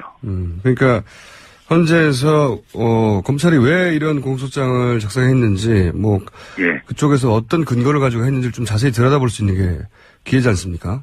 그렇습니다. 네. 그래서 저도 가면 좋을 것 같은데 이제 대통령 측에서 이의 신청을 해서 자료가 넘어가지 않고 있는데 이럴 경우에는 헌재가 특검을 직접 방문해서 볼 수도 있나요? 네, 원래 헌법재판소법 32조는 헌재가 국가기관 등에게 자료 제출을 요구할 수 있다고 하고 있고요. 다만, 재판이나 수사 진행 중인 사건에 대해서는 재판이나 수사에 방해가 될 수 있기 때문에 예외적으로, 자료 제출 요구를 할 수 없게 하고 있거든요. 네. 그렇기 때문에 헌법재판소가, 자료 제출을 하는 것이 재판이나 수사에 방해가 안 된다면 자료 제출 요구가 가능하다고 봐야 되는 것이죠. 그리고 특히 헌재가 특검 수사를 방해하지 않기 위해서 직접 특검 사무실을 방문해서 수사 자료를 열람하고 복사해 오는 것은 따라서 가능하다고 봐야 될 것입니다. 알겠습니다. 그러니까 특검 자료를 헌재가 보는 것은 재판 진행에 도움이 된다 이런 판단이신 거고 이제 그 다음으로 제가 여쭤볼게. 예. 헌재 관련된 뉴스들을 참 이해하기 쉽지 않기 때문에 저희가 이제 교수님과 다시 연결한 건데, 예. 대통령 쪽에서 이제 답변서를 냈지 않습니까? 답변서. 네. 예. 검찰에서 이제 이렇게 공소장을 내니까 이번에는 우리 입장이라고 답변서를 냈어요. 근데 이걸 보고 이게 허술하다. 이거 헌법을 제대로 이해한 거냐 이런 평들이 있긴 있는데 왜 그런지 좀 짚어주십시오. 예, 탄핵 심판이라는 것은 형사재판이 아닙니다. 즉, 탄핵 심판이라는 것은 헌법법률 위반 행위가 있으면 파면에 이르게 하는 일종의 징계 책임을 묻는 절차인 것이죠. 네. 그에 비해서 형사재판은 이 철저한 사실조사를 통해서 합리적인 의심을 넘어서는 고도의 입증 책임을 요하는 그러한 재판이기 때문에 시간이 많이 걸릴 수밖에 없습니다. 네. 근데 지금 대통령 측 대리인단은 이러한 탄핵 심판이라는 일종의 징계 절차의 답변서에 형사재판의 답변서를 제출한 그러한 형국이라고 보시면 되겠습니다. 그럼 무슨 의도로 이렇게 했겠느냐? 네. 탄핵 심판 답변서로 형사재판 답변서를 내는 그러한 엉뚱한 그러한 답변서를 제출함으로써 이 탄핵 심판을 형사재판처럼 끌고 가겠다. 형사재판처럼 끌고 가면 심리기간이 지연될 수밖에 없으니까요. 그런 의도를 읽힙니다. 시간을 끌겠다는, 그러니까 일부러 이렇게 작성했다는 거로 보시는 거죠? 예, 그런 의도가 있어 보입니다. 그러니까 말씀을 요약하면 대통령 자격이 있냐 없냐를 묻고 있는데 그때 얼마 썼어 이런 거 따지는 방식으로 대답을 했다는 거 아닙니까? 그렇습니다. 예. 그러니까 이게 제대로 알고 한 거냐라고 처음에 의심이 바보 같다 허술하다고 했는데 그것도 시간을 끌 의도해 이렇게 한 게 아니냐 이렇게 이제 해석들을 하는 거고요. 예. 그리고 이제 많이 거론된 언론에서 많이 거론한 문구 중에 하나가 개입을 했다 하더라도 개입 정도는 1%도 안 된다. 이 문구도 많이 거론됐어요. 이걸 이제 한쪽에서는 1%라도 됐으면 이건 사실상 탄핵돼야 된다. 근데 이거는 형사재판상에서 보자면 형량이 굉장히 적다. 100%가 아니라 1%밖에 안 된다고 하면 형량이 적다는 의미로 쓸 수 있지만 이렇게 자격이 있냐 없냐를 따질 때는 한 1%라도 하면 이건 자격이 없는 거지. 이렇게 따질 수 있다고 또 하는데 교수님은 어떻게 보십니까? 그렇습니다. 형사재판에서는 1%다 그러면 이게 나중에 유죄가 되더라도 양형에 즉 처벌 수위를 어떤 식으로 할 것이냐 영향을 줄 수 있지만 징계 책임을 묻는 탄핵 재판에서는 1%가 아니라 0.001%라도 국민이 대통령으로 선출하지 않은 최순실 씨가 대통령의 국정 수행에 개입했고 대통령이 이를 허용했다면 대통령 자신이 헌법 1조의 국민주권 원리와 헌법 67조의 대의제 원리를 위반한 것이 됩니다. 그래서 답변서 이 부분은 사실은 대통령이 중대한 위헌 행위를 했음을 답변서에서 스스로 자백한 부분이라고까지 볼 수 있고요. 그렇군요. 따라서 헌법재판소가 꼭 눈여겨봐둬야 될 대목입니다. 그러니까 이제 이분들이 자기들끼리 모여서 지금 말씀하신 시간을 끌 목적으로 형사재판처럼 논리 구성을 하다 보니까 자기 스스로 설득이 돼가지고 이거 1%도 안 되는 거잖아. 자기가 빠진 주장을 한 겁니까? 말하자면? 그렇습니다. 예. 그렇게 보입니다. 자, 전체적으로 이해가 갔고요. 예. 또 한 가지, 논란이 되거나 사람들한테 왜 이런 말을 했지라고 의구심이 드는 부분은 뭐냐면, 최순실과 친분이 있다는 이유로 최순실이 한 모든 행위를, 피청구인 대통령이죠. 예. 대통령 책임으로 몰아간 거는 이제 제가 좀, 법률 용어를 부드럽게 이제 읽고 있는 중입니다. 좀 바꿔서. 예. 최순실과 친하다고 전부 다 그 책임을 대통령한테 묻는 게 이게 연좌제 금지 아니냐. 조항에 위배되는 거 아니냐. 이거 굉장히 의아한 문구였어요. 예. 이게 맞는 주장입니까? 법적으로? 답변서 내용 중에 제가 볼 때는 가장 황당한 부분입니다. 우리 헌법 13조 3항은요. 모든 국민은 자기의 행위가 아닌 친족의 행위로 인해 불이익한 처우를 받지 아니한다라고 해서 연좌제 금지를 규정하고 있거든요. 연좌제는 저도 가족일 경우에 쓰는 용어 아닌가 싶었는데. 그러니까 이건 뭐 최순실이 그럼 대통령이 친족이란 말이냐라는 반박이 나올 정도인데요. 이것은 본 탄핵 소추의 본질을 호도하는 그런 말입니다. 왜냐하면 지금 국회가 최순실의 비리로 대통령을 탄핵한 것이 아니지 않습니까? 그렇죠. 국회가 통과시킨 그 탄핵 소추서에 적힌 13가지 탄핵 소추 사유 모두 박근혜 대통령 자신의 중대한 헌법 법률 위반에 관한 것들입니다. 최순실을 통해 드러난 박근혜 대통령의 책임을 묻고 있는 거죠. 예. 그렇죠. 예. 최순실의 책임을 물어서 박근혜 대통령을 탄핵 소추한 게 아닙니다. 박근혜 대통령의 헌법 법률 위반의 책임을 묻고 있는 것입니다. 이거는 그럼 뭐 어떻게 해서 왜 이런 문구를 넣었을까요? 어떻게 해석하십니까? 앞에 것들은 이해가 갔거든요. 예를 들어서 시간을 끌려고 한다. 근데 그 논리에 집착하다 보니까 1% 안 된다고 주장하면서 거꾸로 이 헌법재판소가 따지는 자격 유무를 따질 때는 문제가 되는 1%를 주장하게 됐다. 여기까지 이해가 가는데 연좌제는 무슨 이유에서 넣었을까요, 이게? 이번에 그 국정농단 비리는 순수히 최순실의 비리인 것이고 박근혜 대통령과는 관련이 없는 거다. 박근혜 대통령 몰랐다. 뭐 이런 식으로 주장하기 위한 포석이 아닐까 그런 생각을 합니다. 그런 정도로 생각하지 않는 한 이해가 안 가는 문구인 거죠, 이게? 예, 가장 황당한 부분입니다. 법을 다루시는 분들이 모르고 쓰지는 않았을 것 같은데. 예. 거꾸로 이 문구를 가지고 나중에 이제 보수단체나 이런 곳에서 주장하려고 하는 걸까요? 연좌제냐, 뭐 이러면서. 좀 잘 이해가 안 가는 그럴 수도 있겠죠. 그런데 연좌제 금지의 의미가 뭔지 조금만 생각해보면. 그러니까요. 그리고 이번에 탄핵 소추가 대통령 자신의 책임에 대해서, 탄핵을 제기한 것이라는 점을 생각해보면 이것은 금방 깰 수 있는 그런 주장인 것이죠. 알겠습니다. 오늘 한 가지만 더 여쭤보겠습니다. 앞으로 뭐, 이 재판이 진행될 때마다 저희가 교수님 여러 번 연결할 것 같긴 한데, 예. 이제 지금 현재 직무가 정지된 상태 대통령인데, 이 직무 정지된 대통령에게 예를 들어서 강제로, 지금은 이제 전혀 응하지 않고 있으니까요. 예. 여기서 강제 수사라는 게 구금을 의미하는 게 아니라 이제 본인이 원치 않더라도 뭐, 특검이 가서 대질 신문을 한다든가 이런 거 의미일 텐데 그게 가능할까요? 법적으로? 가능합니다. 예. 가능합니까? 헌법 84조에서 대통령에게 형사상 특권을 부여하고 있는 것은 소추상의 특권입니다. 즉 기소할 수 없다는 것이죠. 재직 중인 대통령은. 네. 기소할 수 없다는 것인데 방금 말씀하신 그런 강제 수사는 기소 전 단계인 수사 단계에서 이루어지는 것이고 그 수사의 주체인 특검이 필요하다고 생각하면 대통령에 대해서 강제 수사를 할 수 있는 것이죠. 또 더욱이 그러한 형사상의 특권을 재직 중인 대통령에게 부여한 이유는 대통령의 원활한 직무 수행을 보장하기 위한 것입니다. 네. 그런데 지금 현재 대통령 국회의 탄핵소추 결의로 지금 헌법에 따라 권한 행사가 정지된 상태 아니겠습니까?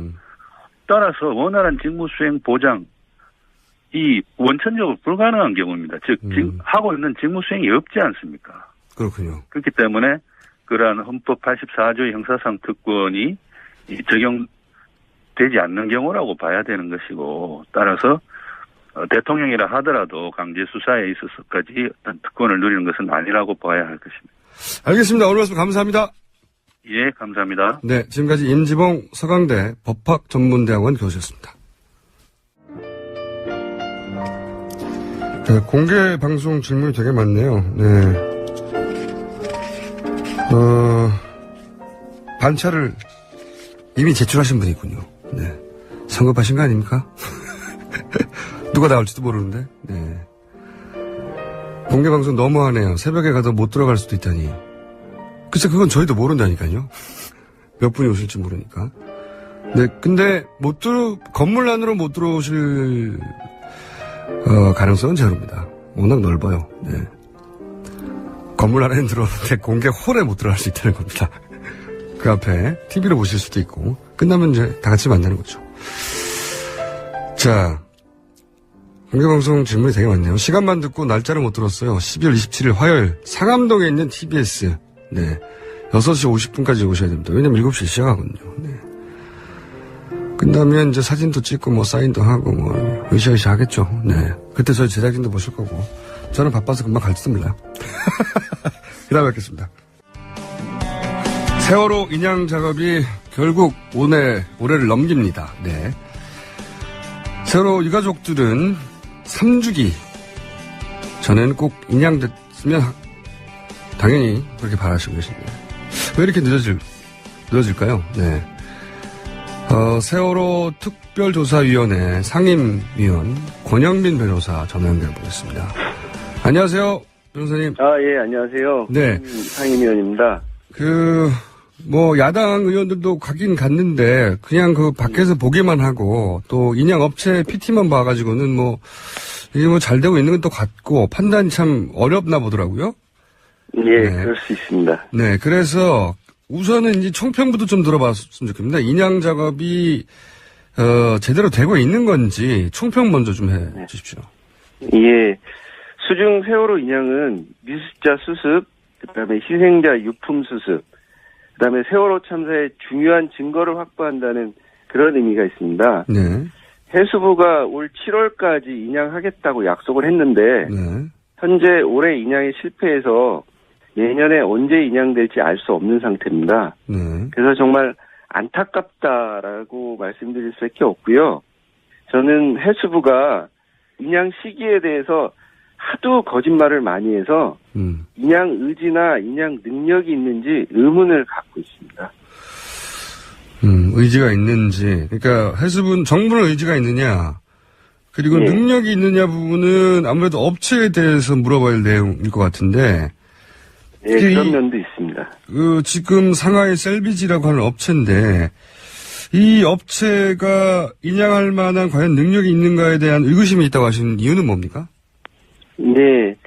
상하이 셀비지는 세월호 같은 대형 여객선을 인양한 전력이 한 번도 없습니다. 아, 그렇군요. 그리고 상하이 셀비지가 처음에 제시했던 부력제 방식이라는 게 있는데요. 네. 그런 방식으로 대형 여객선을 인양한 사례도 없고요. 아, 그래요. 그러니까 본인들이 네. 이렇게 침몰한 대형선을 인양한 경력도 없지만 지금의 방식으로 본 업체뿐만 예. 아니라 전 세계적으로 이런 초대형 인양을 그런 방식을 한 적도 없다. 그렇습니다. 검증된 방식이 아니라는 거네요. 예, 그렇죠. 그래서 과연 상하이 셀비지가 세월호를 인양할 능력이 있는지 좀 의문스럽고요. 그 방식이, 그리고 인양 방식이 맞는지도 의문스러운 거네요. 예, 그래서 최근에 인양 방식을 바꾼 바도 있고요. 상하이 셀비지 스스로 바꾼다고 한 게 있습니다. 지금까지 1년 6개월 동안 상하이 셀비지가 인양 작업을 하면서 보여준 능력은 매우 실망스러운 정도죠. 그러면 이제 여기서부터 이제 당연히 특조나 유가족들은 네. 의문을 가질 수밖에 없는 것이 왜 경력도 인정이 되지, 경력도 없고, 그런 이런 큰 배를 그냥 경력도 없고, 게다가 그 방식도 검증되지 않았는데 이렇게 했을까, 이런 의문을 가졌을 텐데, 지금까지 결론은 어떻게 내리셨어요? 내부적으로는 이런 이유가 아닐까 하는. 네, 일단 해수부가 인양 업체 선정을 철저히 비공개 비밀주의로 진행해가지고 저희가 그 자세한 내용을 확보하고 있지는 못합니다. 네. 다만 2014년 말에 네. 해수부 산하에 세월호 선체 처리 기술 검토 TF에서 부력제 방식은 부적격이다 이렇게 판정을 내렸음에도 불구하고 해수부가 부력제 방식을 사용하겠다는 상하이 셀비지를 인양업체로 선정한 게 좀 의심스럽고요. 첫 번째. 그다음에 인양 입찰 참가 업체 중에서 기술 점수가 높은 업체를 배제하고 오히려 기술 점수가 낮은 상하이 셀비지를 선정했습니다. 그래서 이게 유일한 기준은 돈, 그러니까 정부가 제시한 1,000억에 맞출 수 있는 업체를 선정했다라고 이제 보고 있는데요. 그러니까 이게 좀 인양을 제대로 하는데 목적이 있었던 게 아니라 그냥 그 돈에 맞는 업체를 선정한 게 아닌가 일단은 그렇게 생각하고 있습니다. 1차적으로는. 네. 예. 근데 더 나아가서 의심을 해보자면 일부러 늦추려고 하는 게 아니냐 이런 생각도 하지 않을 수 없네요. 증거는 없지만. 예. 그러니까 상하이 셀비지 인양 작업은 한마디로 말하면 주먹구구식이라고 할 수 있는데요. 무슨 말이냐면 이제 뭘 해보다가 안 되면 이게 다른 방식으로 하고 뭘 해보다가 안 되면 다른 방식으로 하고 이런 식인데요. 대표적으로는 그러니까 선미 아래 리프팅빔 설치 작업이 애초에 일주일 예정 작업이었는데요. 네. 실제로는 5달이나 시간을 쓰다가 결국 작업 방식을 바꾸겠다 그랬거든요. 이게 원래 일주일 작업이라고 했던 거를 일주일이 아니라 5개월 했는데도 안 돼가지고 또 바꾸는. 예. 어허. 근데 작업 방식을 바꾸겠다고 해놓고는 예전 방식 그대로 작업을 해서 얼마 전에 마쳤어요. 네. 그러니까 이제 상하이 셀비지 작업 방식은 좀 이상하고요. 그리고 이제 선미 아래 해저의 땅이 매우 딱딱하다는 건 사실 이미 다 알려진 사실이었는데 네. 상하이 셀비지는 이런 기초적인 내용에 대해서 기본적인 대비도 없었던 거고요. 결국은 언제까지 세월호를 인양하겠다는 의지와 목표가 없었기 때문에 인양이 늦어지는 게 아니냐 이렇게 좀 생각하고 있습니다. 이건 이 결과만 놓고 보자면 의도적으로 시간 끈 게 아니냐 하는 의구심이 들어도 정부는 할 말이 없겠네요. 그렇다고 봅니다. 예. 이렇게까지 이게 1,000억이나 들어간 작업인데 이걸 주먹구구로 정부가 하도록 내버려 두고 그리고 자체 회의에서도 부적격이라고 판정되고 기술 점수도 낮고 그런데 이 업체를 선정해서 이렇게까지 일주일 걸릴 작업을 5개월 하고도 실패했으면은 크게 질책하고 바꾸거나 해야 될 정도의 일일 것 같은데 이해가 안 가는 일이 한두 가지가 아니고 게다가 이 작업을 하느라고 중요한 증거가 될 선체의 구멍을 마구 뚫었다고 하지 않습니까? 예. 근데 지금까지 수중에서 구멍을 한 140개 이상 140개요? 예. 그 중에 좀 큰 거는 지경이 1m가 넘어가지고요. 1m? 그냥 승용차가 이게 들락날락 할 수 있는 정도의 구멍이라서 중요한 증거물이 유실됐을 뿐만 아니라 그 안에서도 뭘 했는지 알 수 없을 정도고요. 실제로 구멍이 그렇게 많이 생겼기 때문에 사실 세월을 들어 올릴 때 손상이 많이 가지 않을까 이렇게 좀 걱정스러운 면이 있습니다. 이거 일부러 그런 거 아닌가 하는 의심이 점점 드는 게 결국은 이 배가 가장 확실한 증거인데 말이죠. 가라앉은. 예. 어디를 바닥을 긁었는지 어쨌는지 시작해가지고. 근데 여기에 아예 닷도 잘라냈다고 하던데. 예. 구멍을 이렇게 130개나 내버렸으면 증거로서 이 세월호 선체가 가지는 능력이 굉장히 떨어져 버렸겠네요. 그죠? 예. 이미? 증거 가치가 많이 훼손됐을 거라고 좀 걱정하고 있고요. 실제로 이번에 해수부가 작업 방식을 바꾸겠다고 했는데요. 제킹 바지선이라는 방식, 부력제 방식이 아니라 제킹 바지선 방식으로 세월호를 들어 올리겠다고 했습니다. 그럼 이거는 처음부터 제킹 바지선 방식으로 들어 올릴 거였으면 구멍을 뚫을 필요가 없거든요. 근데 이제 부력제 방식은 배 안에다가 부력제를 집어넣어야 되니까 구멍을 뚫는다. 예. 이렇게 해서 구멍을 하여튼 엄청 많이 뚫어 놓고는 이제 막상 배를 들어올릴 시점이 되니까 부력제 방식을 안 쓰고 데킹 마진선 방식을 쓰겠다. 이렇게 얘기를 하고 있습니다. 구멍을 뚫을 필요가 없었던. 예, 그러니까 도대체 해수부가 상하이 셀비지를 통해서 세월호에다가 무슨 짓을 했는지 참 의문이 더욱더 커지기만 하는 상황입니다. 알겠습니다. 결과적으로는 어쨌든 시간도 끌고 증거 능력도 상실하게 돼 버린 결과가 지금 나왔다는 말씀이시고 오늘 여기까지 하고요. 예. 자세한 내용은 저희가 따로 한번 모시고 길게 다뤄야 될 것 같습니다. 오늘 말씀 감사합니다. 예, 감사합니다. 지금까지 세월호 특조위원 상임위원 권영민 변호사였습니다. 오늘은 여기까지입니다. 김어준이었고요.